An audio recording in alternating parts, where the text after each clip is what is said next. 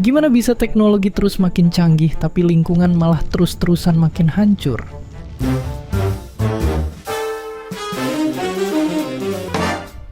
Simpelnya banget, ini karena kita lebih banyak merusak dibanding mengobati.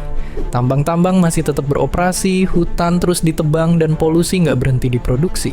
Ibaratnya, bayangin ada botol yang banyak bolong-bolongnya, tapi yang ditambal cuma satu, bahkan ada juga yang bolongnya makin besar.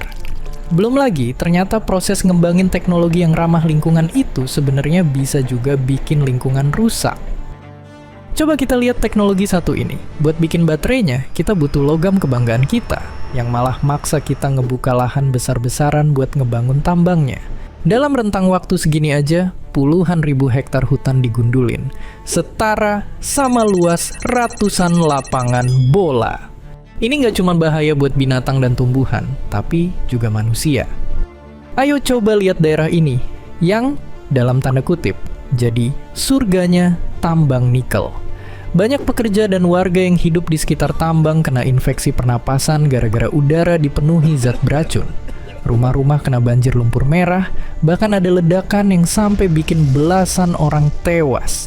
Dan ini baru satu kasus.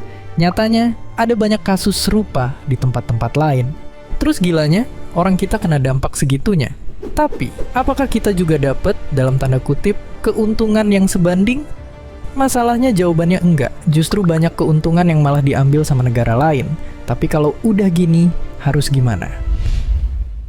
Tentunya kita bisa ngelakuin kegiatan ekonomi yang lebih hijau dan adil. Tapi bukan cuma itu aja, kita juga bisa lebih berdaulat atas sumber daya yang kita punya. Kalau kita sendiri yang nguasain, kita mampu ngontrol kegiatan-kegiatan ekonomi biar nggak ngerusak lingkungan. Misalnya, dibanding ngorbanin seluruh hutan sekaligus, kita bisa manfaatin hutan dengan lebih seimbang.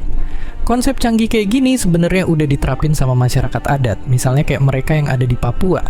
Dan gilanya, ada lembaga riset yang bilang kalau potensi ekonomi semacam ini di Indonesia tuh banyak banget. Dan kalau sukses buat diterapin, bakal banyak juga lapangan kerja baru yang terbuka. Terus pertanyaan besarnya, kenapa nggak dilakuin? Pertanyaan bagus. Karena sebenarnya mimpi buat jadi lebih adil, canggih, dan berdaulat udah selalu ada dari dulu. Kalian pasti udah kenal Bapak Proklamasi kita.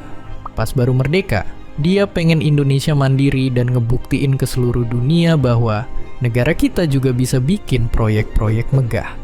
Nggak kalah sama negara-negara lain yang udah lebih maju.